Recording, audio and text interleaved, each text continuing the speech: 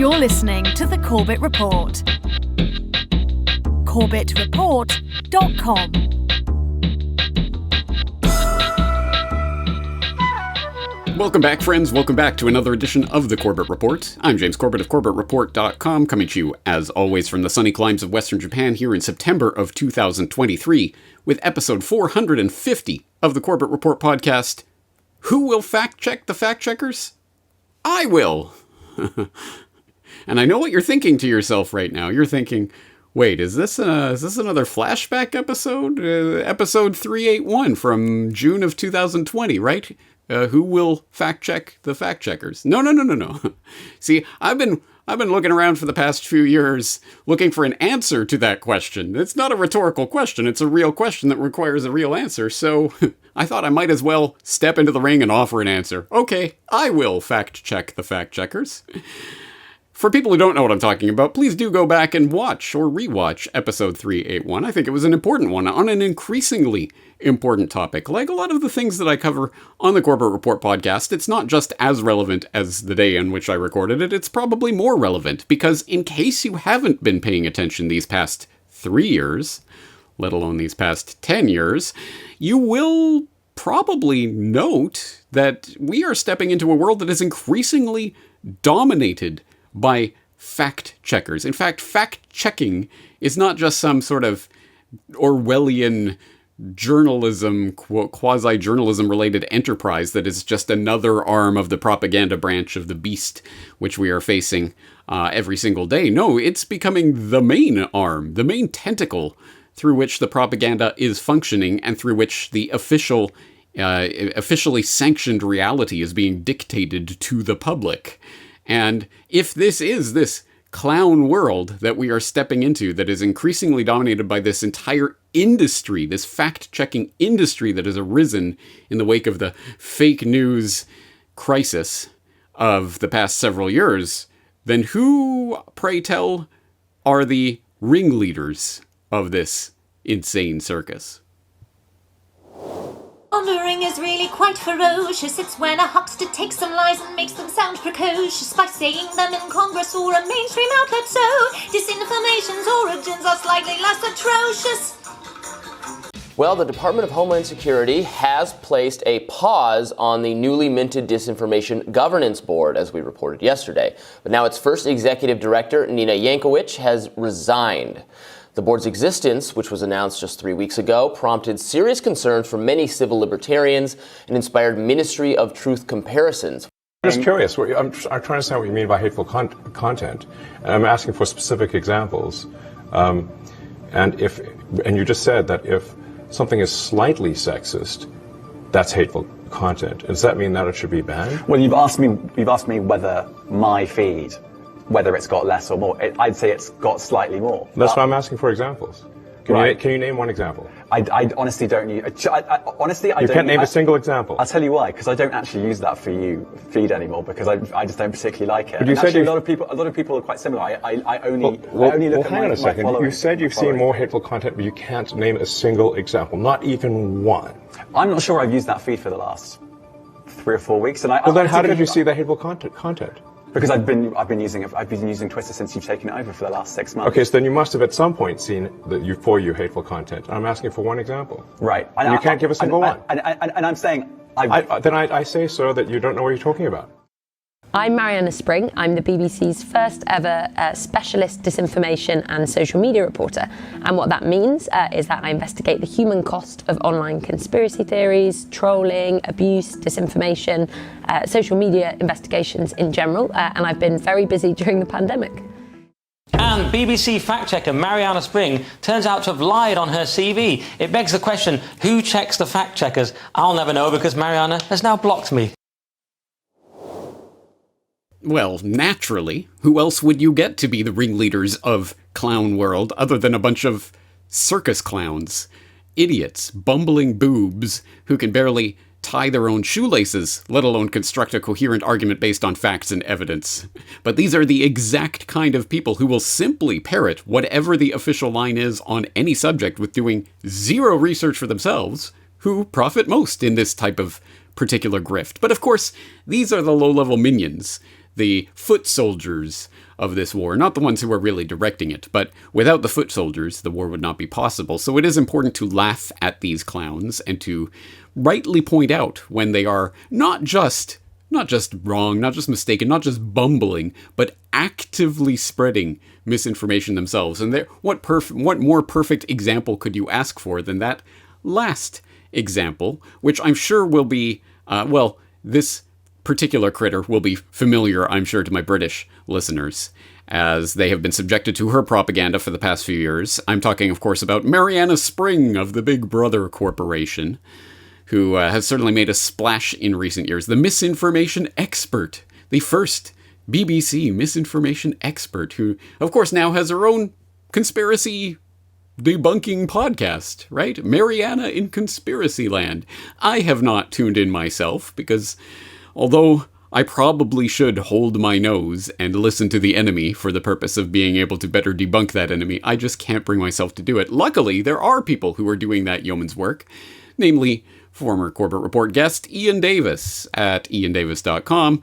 I'm sure you're following his work, but if not, here's a good summarization of it. You can go and see he's doing an actual breakdown of this Mariana in Conspiracy Land podcast, and he's up to part 5 in his breakdown. Here's the most recent one from just a few weeks ago, Deconstructing Mariana in Conspiracy Land, part 5.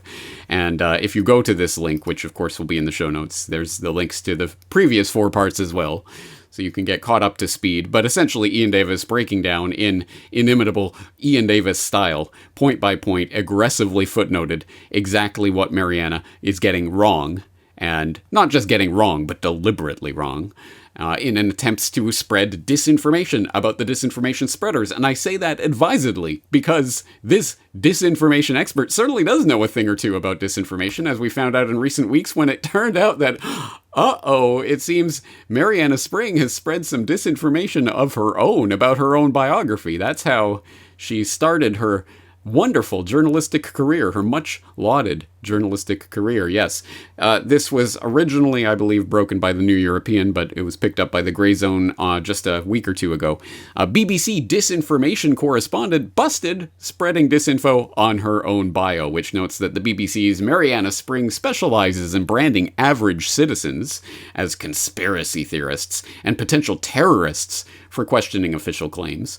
When caught lying about her own professional record to receive her and to advance her ambitions, she says she thought her deceit wouldn't be a big deal. What are we talking about specifically? On September 6th, the New European reported that BBC's specialist disinformation correspondent Mariana Spring lied on her resume in a failed attempt to bag work with Coda Story back in 2018. And for those who don't know, it goes on to explain that Coda Story is independent outlet that is funded by the National Endowment for Democracy, aka the CIA, by other means. So, of course, the U.S.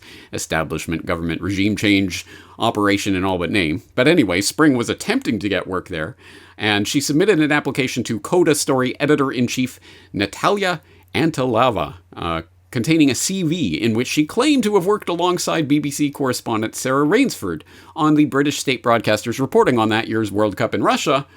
Specifically, the entry on the CV read, June 2018, reported on international news during the World Cup, specifically the perception of Russia, with BBC correspondent Sarah Rainsford. Only one problem with that, it's not true.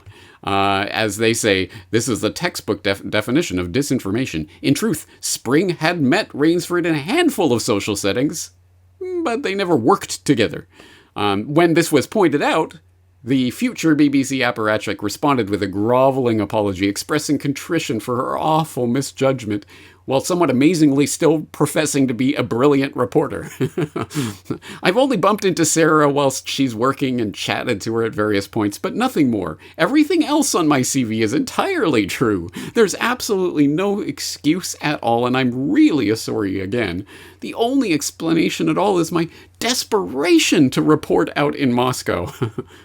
You gotta wonder about that. And thinking that it wouldn't be a big deal, which was totally naive and stupid of me. I'm really sorry again for this awful misjudgment on my part. It wouldn't be a big deal if I just lied and totally made up a complete and 100% utter falsehood for the purpose of getting this job that I really want. Isn't that okay? says the disinformation expert. You can't make this stuff. Well, actually, you can make this stuff up, evidently. Anyway, Antalava did not respond well, rejecting Spring's application outright and remarking, telling me you are a brilliant reporter who exercises integrity and honesty when you have literally demonstrated the opposite was a terrible idea. You don't say. Yeah. It's mind-boggling. Mind-boggling. The craziest part is this story only comes out 5 years later, after Mariana Spring has been established as the BBC's first misinformation expert, specialist reporter on the subject who's received awards and laudatory gatherings celebrating her existence and what a brave and wonderful reporter she is, and oh, how much abuse she suffered from the conspiracy theorists who sling accusations at her online. Anyway, by the way, this may actually also be illegal, as Kit Clarenberg points out here in this Grey Zone article. In Britain, her country of birth, lying on one's resume is a serious criminal offense under the 2006 Fraud Act if an individual exaggerates their qualification with the intent of gaining employment. They can face hefty fines and a possible jail sentence of up to 10 years. Let's not hold our breath waiting for that jail sentence for Mariana Spring. I have a feeling that's not going to eventuate. In fact, I have a feeling she's not going to lose her job. But anyway, we'll find out, right? Anyway, not long after her CV falsification, Spring joined the flagship. Grey Zone editors, please note, typo there. Flagship BBC political program Newsnight, and was then promoted as the broadcaster's specialist disinformation correspondent in March 2020. And as they go on to point out, she was actually named in an email that came out from a UK spook world spook who was trying to set up a meeting that involved Mariana Spring and others, Bellingcat representatives and others, to basically denigrate the Grey Zone in its reporting. So anyway, there's more to that story there that you can read into. But at any rate, this is, just insanity. But unfortunately, the kind of insanity we now expect in Clown World. The only quibble I would have with this article is when they say this claim was the textbook definition of disinformation. No, this is the textbook definition of lying. Let us be precise with our words. Let us not adopt their vocabulary, at least in this case, because misinformation, disinformation, and of course now they're trying to introduce a new word to the English language, malinformation. Well, I know misinformation. I know disinformation. What is malinformation? Oh, malinformation is actually true information, but it's inconvenient to the powers that shouldn't be. So we'll call it malinformation, lump it into the same category as mis and disinformation, and censor it all equally. I think that's the equity they're talking about in their diversity, equity, inclusion spiel that they're giving all over the place right now, isn't it? Anyway, yeah, it's not disinformation that she put on her CV. It is a lie. She lied. Let us call things by their proper name. But anyway, I think this gives you a sense of the integrity of the people who will debase themselves in order to get jobs in which they show that they can lie. And isn't it interesting that this known, proven liar who lied specifically to try to get a job in which she could then lie about various things in favor of establishment did indeed land that job. In fact, a much better job than the one she was going for. She landed at BBC's Newsnight. She became the disinformation specialist. She's been awarded and lauded and given all sorts of celebrations of her existence and been called brave and wonderful for the fact that, yes, she's proven herself to be a great liar. It's almost as if the BBC was looking for those qualifications in their disinformation expert, isn't it? But anyway, we can attack, as I say, these foot soldiers in the information war as much as we want, but that's kind of missing the point. I think it's more instructive to treat today's exploration as more of like an extended edition of the now abandoned Propaganda Watch, where we dissect some of these fact checks to show how they work, to completely disarm them, so that you can show, I know you in the Corbett Report audience, if you are a Corbett Report regular, you do not need to probably be shown how this works. You know how it works. But let's go through it together so that you can share this information with others who bring up their fact checks and debunks. And, oh, I looked up CorbettReport.com and it was, apparently it's on some list that says this site is of questionable, is a conspiracy theory website. And that, I believe that. Okay, let's take a look at how this actually works. Let's look at an identifiable claim, how that claim is fact-checked, and then what the reality really is. And let's start with a little clip. Do you remember this report? Pentagon, the day before 9/11. Secretary of Defense Donald Rumsfeld declared war, not on foreign terrorists. The adversary is closer to home. It's the Pentagon bureaucracy. He said money wasted by the military poses a serious threat. In fact, it could be said that it's a matter of life and death. Rumsfeld promised change, but the next day, the world changed. And in the rush to fund the war on terrorism, the war on waste seems to have been forgotten. Yeah, if you're in the Corbett Report audience, I dare say you are familiar with that clip, if not from actually seeing it when it first aired on CBS, lo those many decades ago. Well, and at least from the many times I've played it on the Corbett Report or parts thereof, or the fact that it's been circulating around in the conspiracy realist space for decades now, yeah. And it certainly seems like a pretty relevant thing to bring up around the time of the 9/11 anniversary, doesn't it? Oh, no, not according to the fact checkers. And we can get this from the Solari report. Of course, Catherine Austin Fitz just had this up the other day. $2.3 trillion missing money. Here's how fact-checking works, in which they have the clip, and then they talk a little bit about this. Here's how fact-checking works. In the video above, watch Defense Secretary Donald Rumsfeld saying there is $2.3 trillion unaccounted for at the Pentagon on September 10th, 2001. This video is from Solari's Missing Money collection. It was published by CBS. Here are the fact-checkers saying it is not so, even though they were directed to our Missing Money documentation page at DoD and HUD, $21 trillion missing money, report and supporting documentation, and our Missing Money videos page. For lots of great videos on the 21 trillion missing from DoD and HUD, check out the Missing Money videos page. Okay.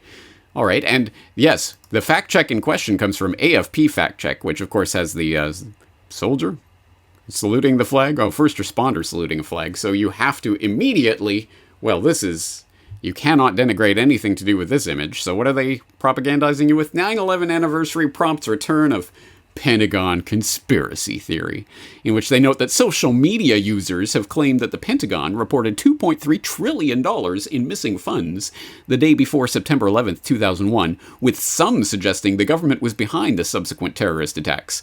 But the conspiracy theories, which resurfaced ahead of the 22nd anniversary of 9/11, are false. While then Defense Secretary Donald Rumsfeld did mention the sum, auditors had already identified the unaccounted for money.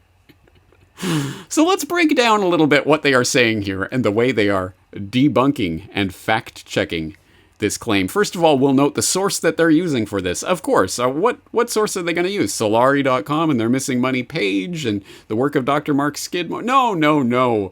Of course not. They're going to talk about some Instagram post, which had more than 2,000 likes, I tell you. And then they'll show you this ridiculous Instagram post on the picture app, as James Evan Pilato likes to say, where people love to write treatises about 9/11 and whatever. Anyway, I don't understand it, but hey, I'm an old fogey.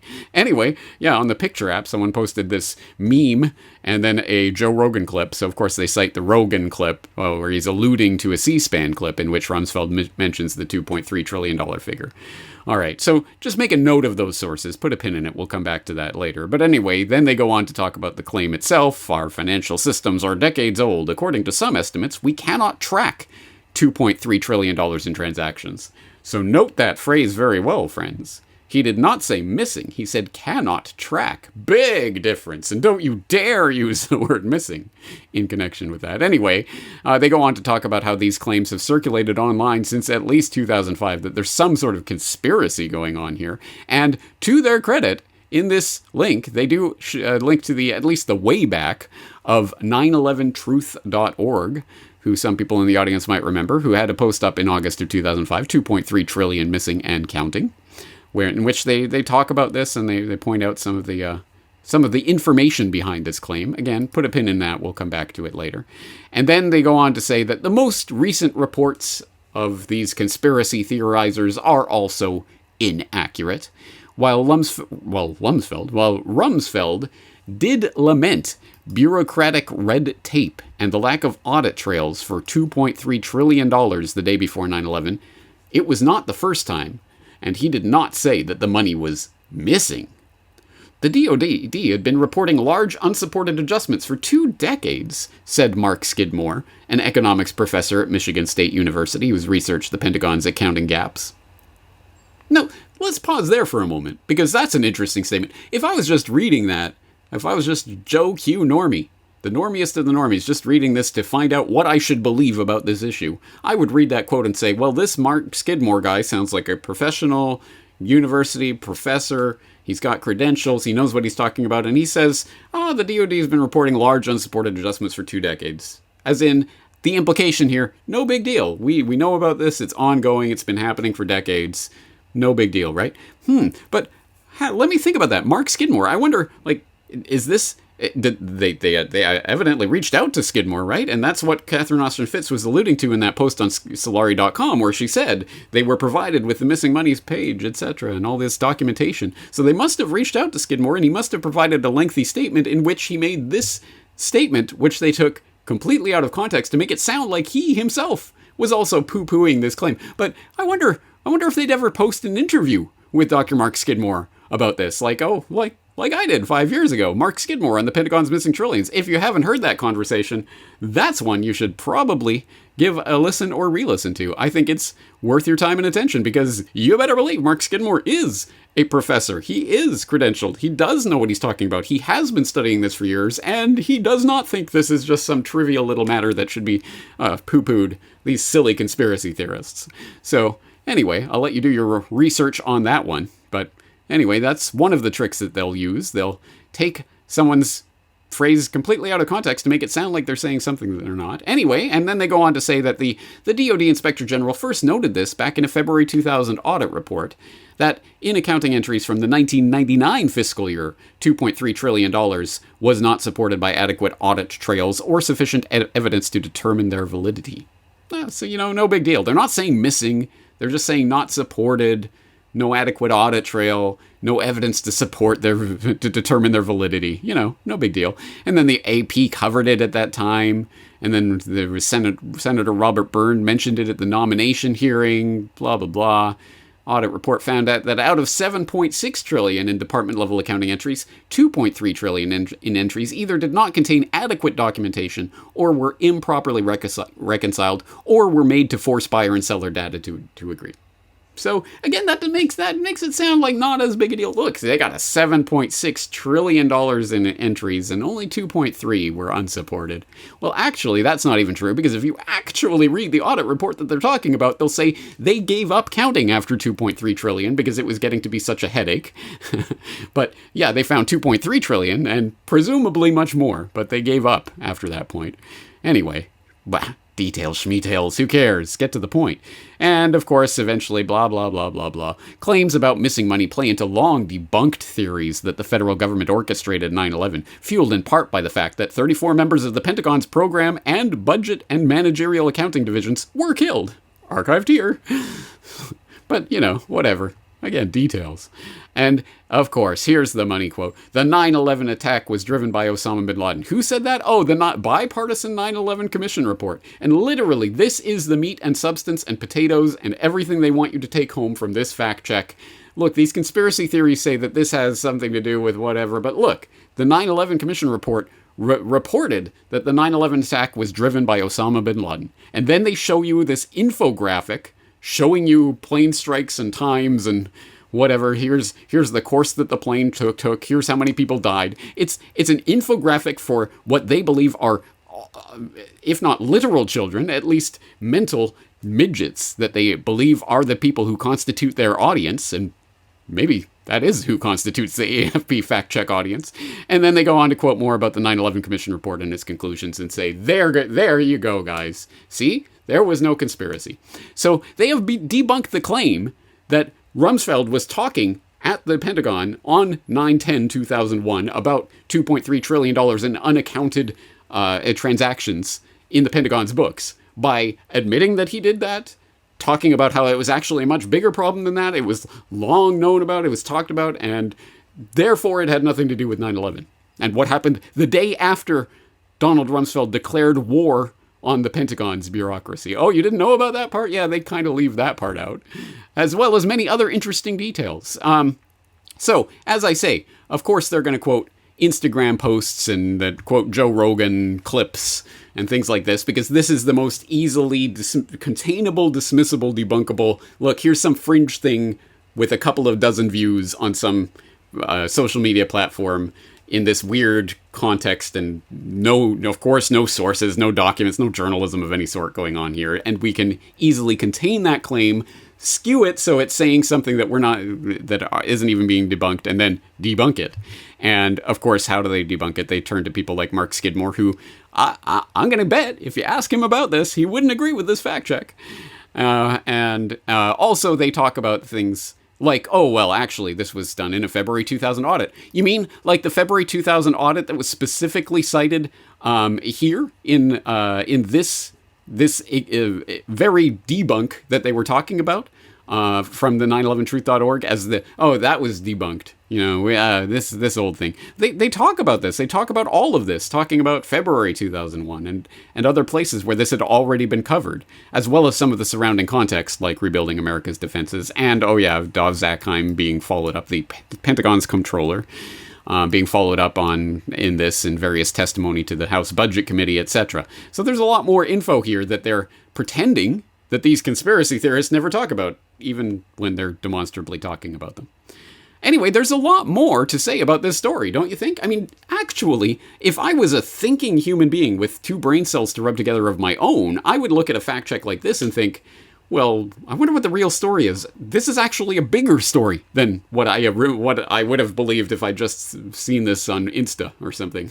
There's actually much more to this. And you'd be right. So it really does raise the question. Instead of Insta posts of Rogan clips, what would it look like if there was some real journalism around this issue? And, well, let me be so crass and unhumble as to present what that might look like if you were actually to dig into this story just a little bit. The topic today is an adversary that poses a threat, serious threat to the security of the United States of America. This adversary is one of the world's last bastions of central planning. It governs by dictating 5-year plans. From a single capital, it attempts to impose its command across time zones, continents, oceans, and beyond. With brutal consistency, it stifles free thought and crushes new ideas. It disrupts the defense of the United States and places the lives of men and women in uniform at risk. On September 10th, 2001, Defense Secretary Donald Rumsfeld declared a new war. Not a war on a shadowy terrorist organization in Afghanistan, or even a war on terror itself, but a war on the Pentagon. The adversary is closer to home. It's the Pentagon bureaucracy. Perhaps it is no surprise that Rumsfeld felt compelled to declare a war on the Pentagon's bureaucracy.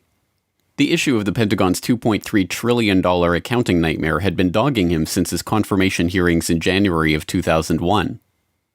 Although Rumsfeld was interested in pushing forward a modernization of the military that was projected to cost an additional $50 billion in funding, that agenda was politically impossible in the face of the Department of Defense's monumental budget problem. How can we seriously consider a $50 billion increase in the defense budget when DOD's own auditors say the department cannot account for $2.3 trillion in transactions in 1 year alone? Now, my question to you is, Mr. Secretary, what do you plan to do about this? Decline the nomination.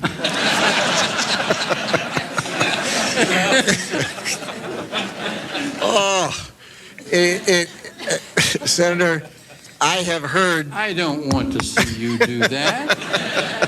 We'll stand adjourned in that case.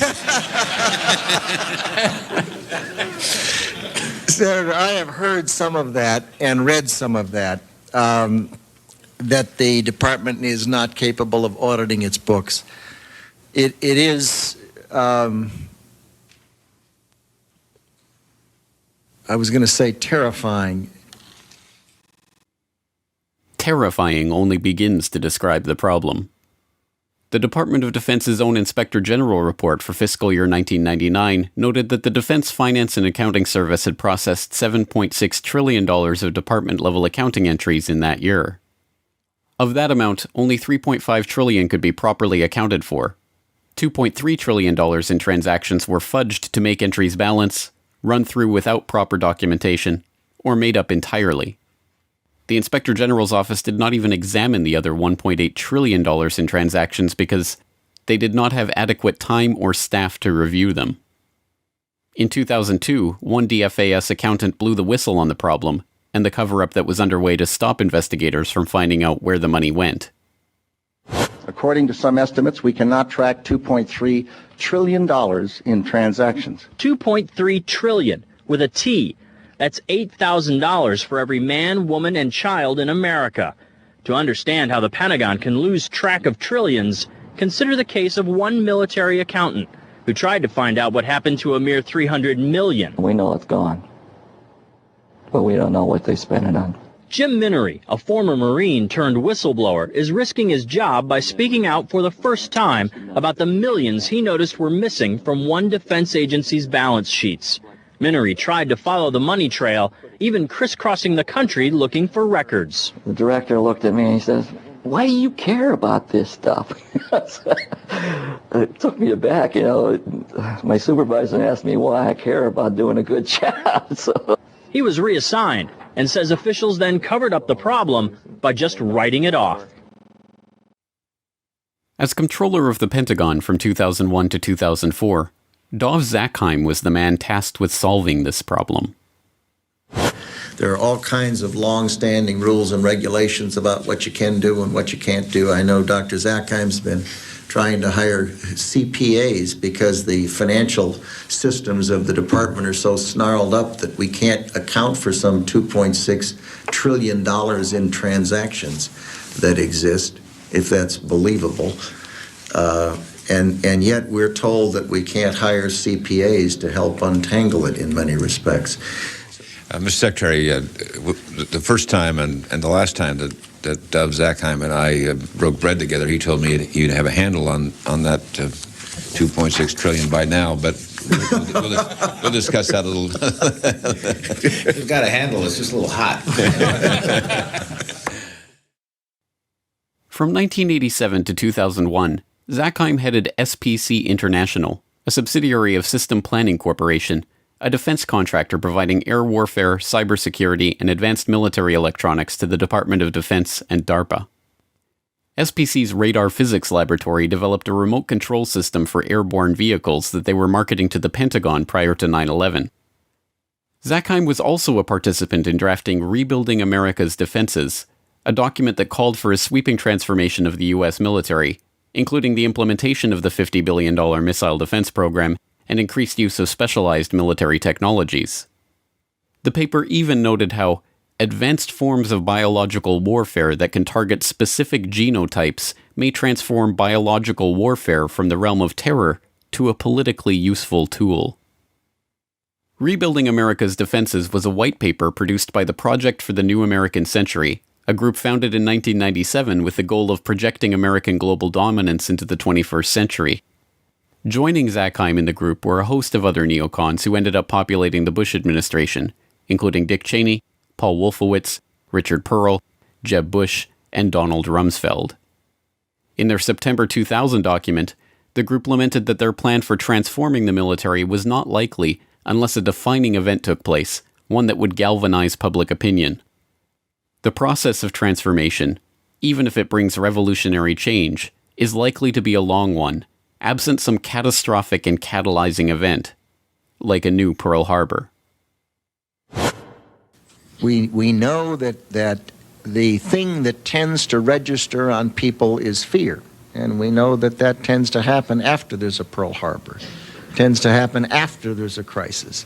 And that's too late for us. We've got to be smarter than that. We've got to be wiser than that. We have to be more forward-looking.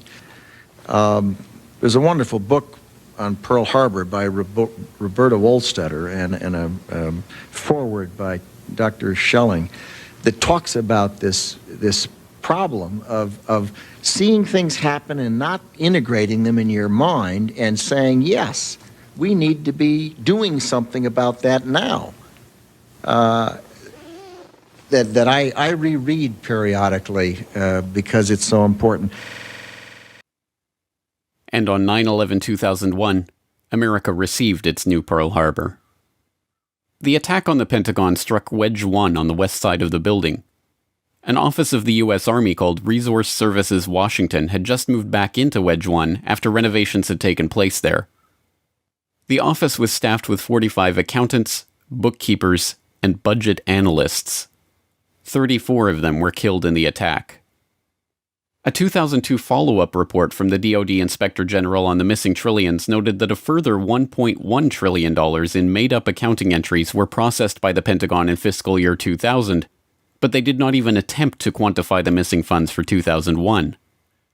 The Secretary of the Army, Thomas White, later explained they were unable to produce a financial report for 2001 at all, due to the loss of financial management personnel sustained during the September 11th terrorist attack. Before becoming Secretary of the Army, Thomas White was a senior executive at Enron. Enron was one of the largest energy companies in the world, posting a $111 billion profit in 2000, before being exposed as an elaborate corporate accounting fraud in 2001.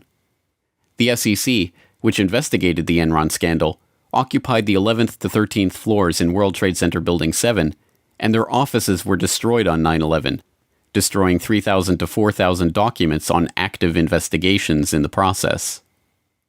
Perhaps unsurprisingly, Rumsfeld's war on the Pentagon's bureaucracy did not yield the results he promised. By 2013, the unaccountable money in the Pentagon's coffers had reached $8.5 trillion. The latest scandal to hit Washington comes from a report revealing the Pentagon misplaced $8.5 trillion. Military leaders have also been found ordering subordinates to doctor books to hide the missing money. This is the conclusion of a special report by Reuters. One former Pentagon employee, Linda Woodford, said she spent 15 years there falsifying financial records. Woodford had a job checking Navy accounting records against figures supplied by the Treasury Department. She said money was missing from the report every month. And national security expert Steve Miles is here with me to help us crunch these numbers. $8.5 trillion unaccounted for? It's a lot of money.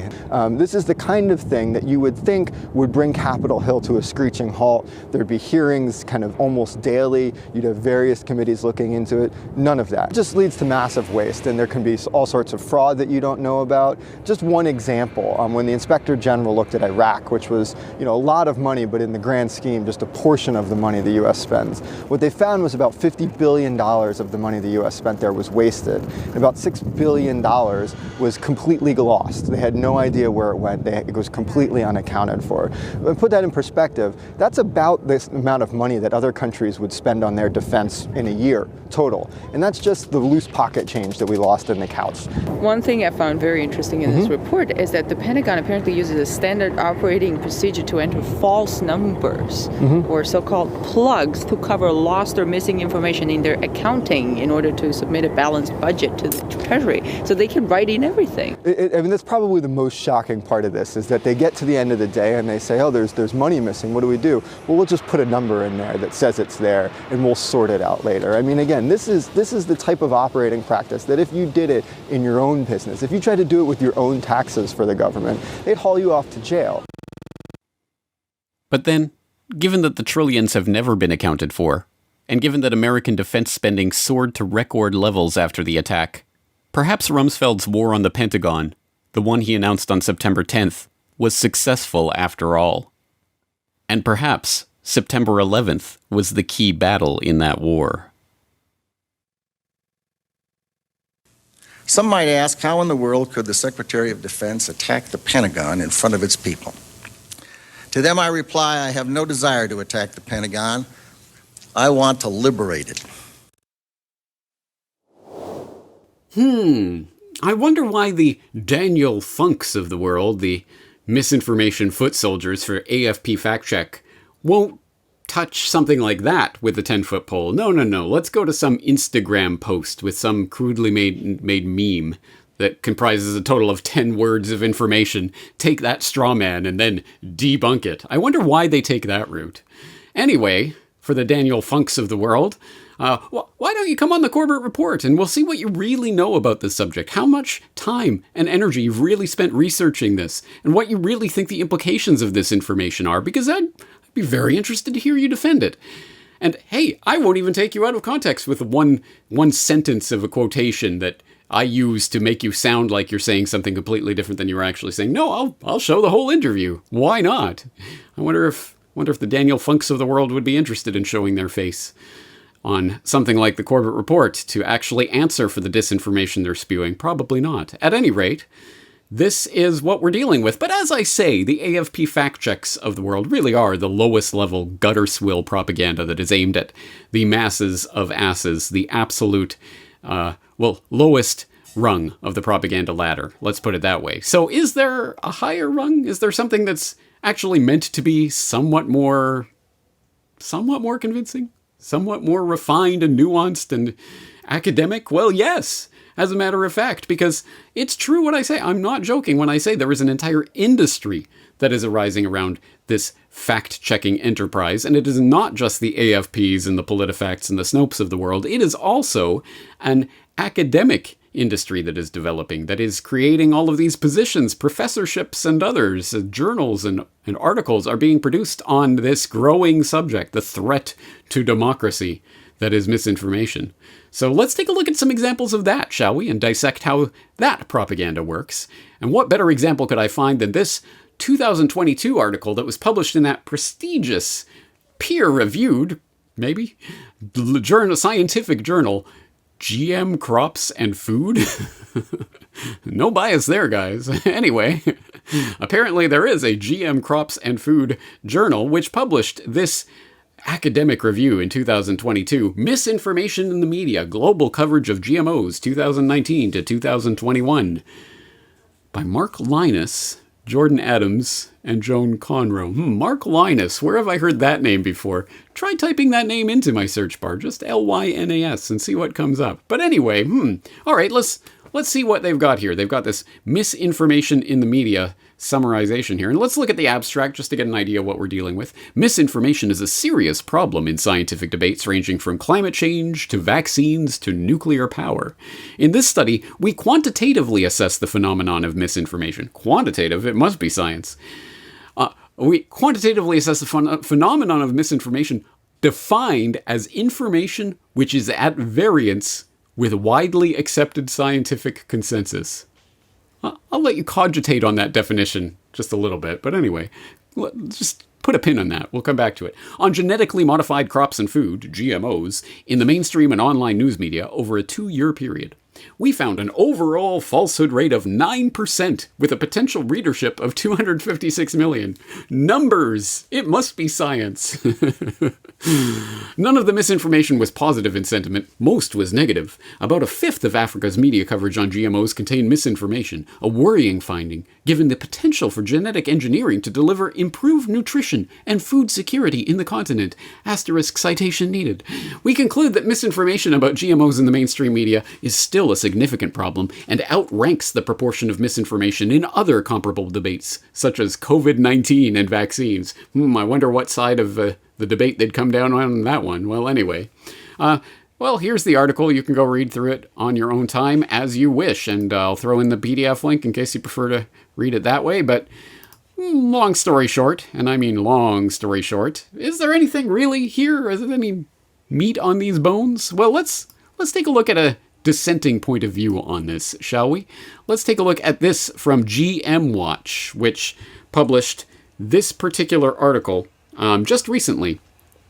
They published this just the last week, in which they noted that peer-reviewed critique published of Linus's article, Mark Linus's article, accusing GMO critics of spreading misinformation. And let's see if I can blow this up for you so that it is slightly more zoomed in. Sorry about this, guys. No, I don't want to zoom out. I want to zoom in.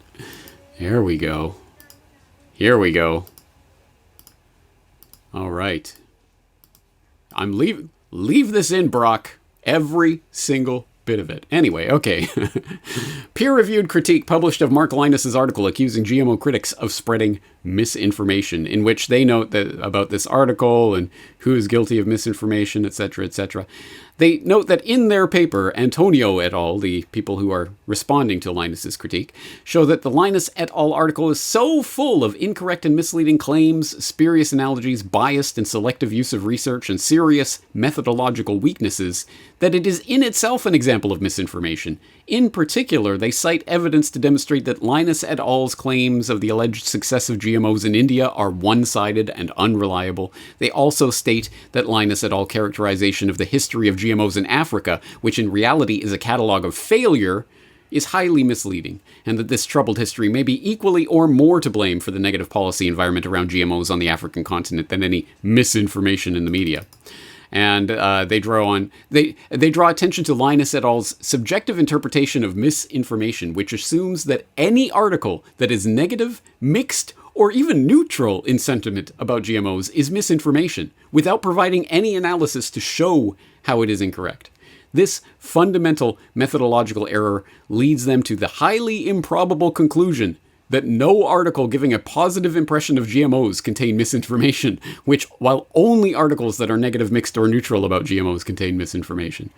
Absolutely ridiculous. And so they demonstrate this in detail about the methodological weaknesses and how it's enacted in this article. But I think that goes back to what we were highlighting in the abstract here. They define misinformation as information which is at variance with widely accepted scientific consensus, which is a squishy, squashy term of nonsense that means whatever the person writing this wants it to mean. Well, I think the widely accepted scientific consensus is that fill in the blank, and they'll cite whatever they want. And if someone did it the other way around, they would accuse that person of cherry picking. Well, you can't just take the IARC's finding that glyphosate is a carcinogenic substance at face value. You've got to consider this, that, and the other. But when they do it, well, look, the EU or the FDA regulate GMOs as if they're as good as mother's milk. Therefore, that's the consensus, and anything that goes against that is misinformation, which by definition means that not even any critique, but anything that's even just sort of negative or frames things in a neutral way, anything that is not actively positive about GMOs is just by definition misinformation. And then they come to the shocking conclusion that misinformation is only in one direction, and it's only pointing to the bad effects of GMOs. You see how it is baked into the cake of this academic fact check? Well, of course it isn't academic, and this is... I mean, to cut to the real meat of this, who are these people and what is going on here? How did this get into some sort of, is this really a scientific article in a scientific journal? Linus and his co-authors do PR for GMOs. Shock. Despite their dismissal of hundreds of genuine scientists as mere self-proclaimed experts, not one of Linus and his co-authors has a scientific background, which raises the question of how they felt qualified to evaluate the evidence on a highly technical and specialized topic such as agricultural GMOs. Good question. Instead, their backgrounds are primarily in campaigning and writing, Linus, and public communications and relations, Conroe and Adams. Linus and Conroe are affiliated with the Alliance for Science. Adams works for the PR and communications company Scion Insights. Scion has worked with the Alliance for Science to develop a more effective communications strategy around GMOs. Totally neutral and unbiased, guys. The transparency watchdog US Right to Know calls the Alliance for Science a public relations campaign funded by the Bill and Melinda Gates Foundation, who else, that works to promote and increase acceptance for genetically engineered foods around the world, especially in Africa. And since its inception, the Alliance for Science has been advised by, drumroll please, Monsanto's former head of public affairs and their chief internet strategist, Jay Byrne, etc., etc. Well, I think you get the idea, but in case not, I will, of course, link up this entire GM Watch article. I will also link up the article that they're writing about, the response to Linus's article that was published in Environmental Sciences Europe just last week. And it's an open access publication, so again, you can read through the entire article and really drill into the details of it. But long story short, it seems like there's an academic fact-checking enterprise/industry that is every bit as duplicitous as the mainstream propaganda version for the masses. And more examples of that. For example, let's go to the Harvard Kennedy School. Why not? Which has its Shorenstein Center on Media, Politics, and Public Policy, which has a focal point of online misinformation. And they have this Matthew Baum character, the Marvin Kolb Professor of Global Communications, who's leading the way by pioneering this research, this academic research in this increasingly academic industry of articles and professorships and journals devoted to online misinformation. And hey, speaking of which, in addition, Baum and Shorenstein Center postdoctoral fellow Iran Piscetto are overseeing the creation of a new journal called The Misinformation Review, not italicized. What's your style guide there, guys? Which will vastly speed up the typical time lag in publishing peer-reviewed research from more than a year to just a month or two. Yay! We can get that misinformation to you faster. The Misinformation Review is perhaps an unintendedly accurate title for such a journal, but I'll let you come to your own decision on that. Of course, I'll link up the Misinformation Review homepage so you can go and see what kind of articles they're featuring and what they think are the pressing misinformation topics we need to be talking about. Did the Musk takeover boost contentious actors on Twitter? Ooh. Click to find out. Or a survey of experts' views on misinformation. Yay. More expert views. Tell us what we should think, experts. You are always correct. Anyway, etc., etc. So you can, and please do, explore the review to your heart's content. But if you want the cookie cutter, or not the cookie cutter, the short form summary, the cookie crumb summary, you could go to Covert Action Magazine. And I say that with tongue-in-cheek because there's never a short-form summary from Covert Action Magazine. It's always a lengthy, voluminous, dense, very detailed article. And this is no exception. This one is Harvard Kennedy School's Misinformation Review promotes its own misinformation. And it talks about the formation of this particular journal and who the characters are behind it. And then it goes through a number of different articles that have been published in it and breaks down the propaganda that's functioning within them. For example, an article in the Misinformation Review in May of 2021, written by 3 political scientists at Virginia Commonwealth University, advocated for instituting source alerts that would flag social media posts thought to be Russian propaganda. And the thought to be is doing a lot of lifting in that sentence, as you might imagine, because, well, let's turn to a real-life example. You'll remember from that clip montage at the beginning of today's episode, you remember Scary Poppins, the would-be director of the would-be Disinformation Governance Board, that Orwellian adjunct of the Department of Homeland Security that was officially scuttled last year. I'm sure it's just gone underground, like Total Information Awareness and other such inconveniently revealed programs. But anyway, Nina Jankowicz, Scary Poppins, a former advisor to the Ukrainian government, and the person who was going to be in charge of this White House task force, this DHS task force in cracking down on online misinformation, who, oh, by the way, promoted her own disinformation when she supported the idea that the Hunter Biden laptop story could be a Russian disinformation operation, which we now know that it was not. Period. Full stop. End of story. It was not a Russian disinformation operation. But everyone who was anyone in the fact-checking world absolutely said exactly that. So source alerts for anything thought to be Russian propaganda sounds like a good way of the establishment being able to label anything that it doesn't like as false, misleading, misinformation, malinformation, which of course is the point of all of this. But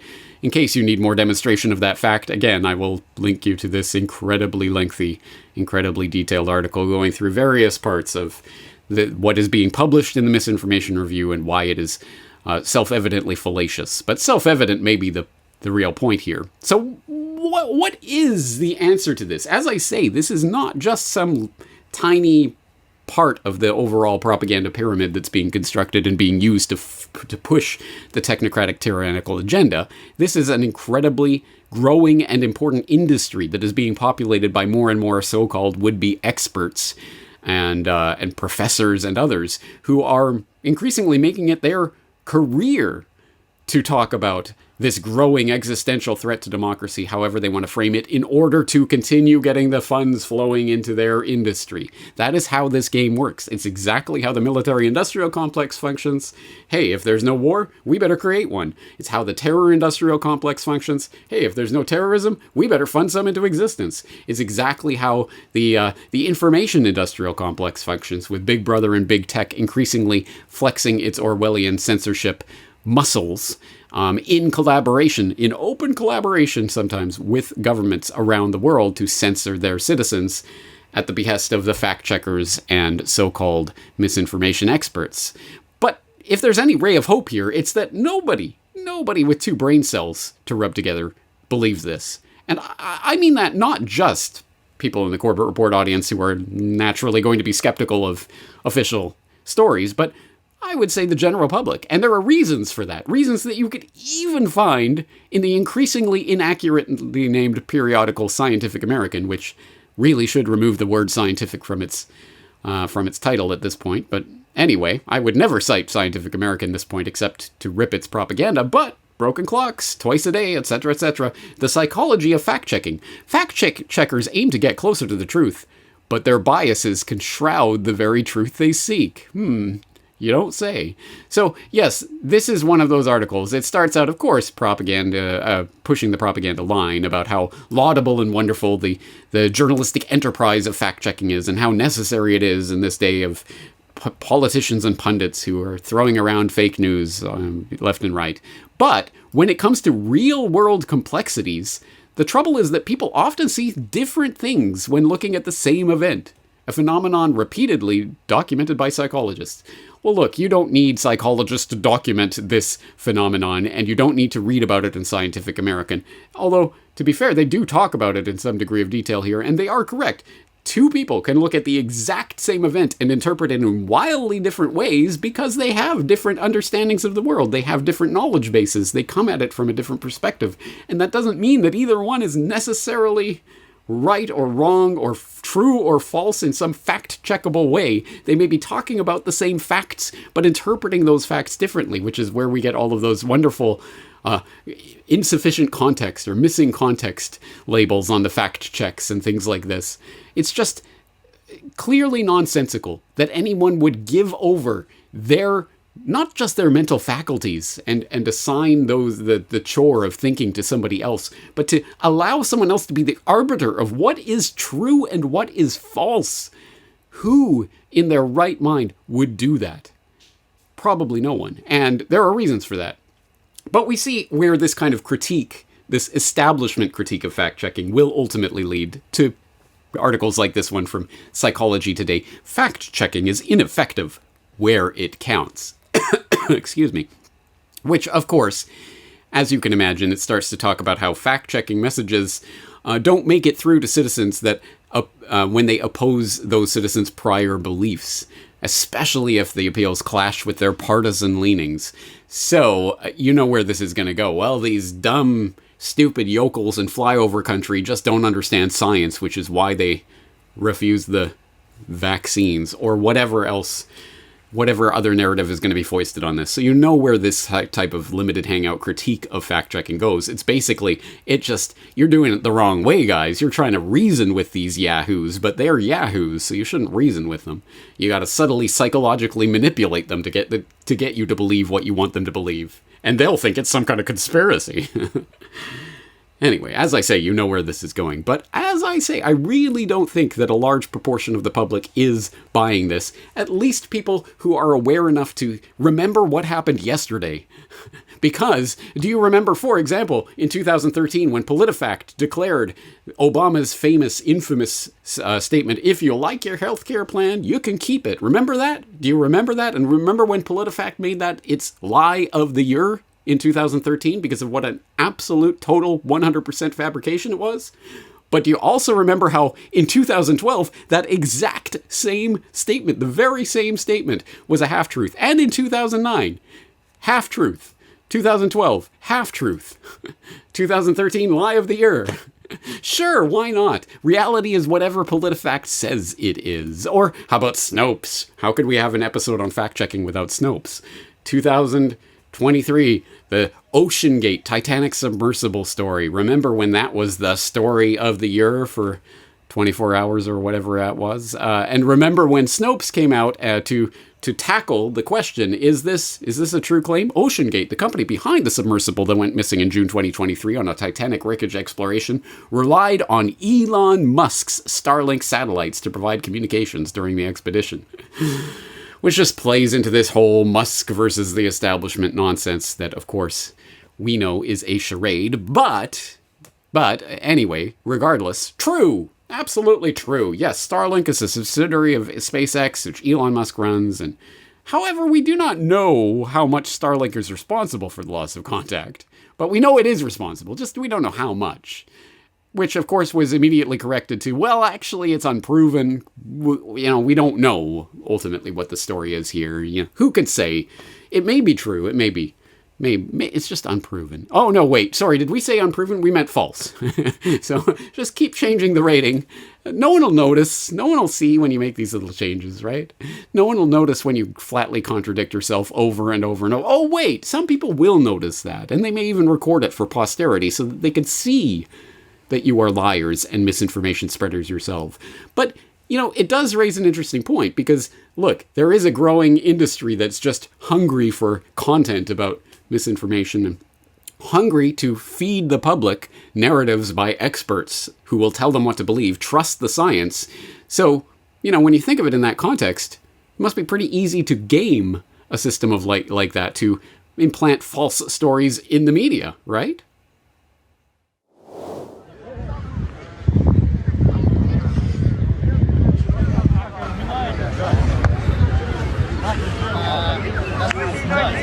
Thanks, Bernard. Now, finally for now, a mysterious hole on a beach has caused a stir in North Dublin. A local astronomy enthusiast is hoping the crater in Portmarnock could be the aftermath of a cosmic event. It's a huge, mysterious crater that looks out of this world. But is it? The unusual hole on Portmarnock Beach stopped local astrophysics enthusiast Dave Kennedy in his tracks yesterday, and he's certain the small but heavy rock inside it came from up above. As you can tell by here, there's a scorch mark on this side here, so that would have been at the angle that it came down at. And it is weighty. I'm not sure if it's composition, but we're definitely going to have to find out. The striking hole soon caught the attention of passers-by, many hoping that what they're witnessing is the aftermath of a once-in-a-lifetime cosmic event.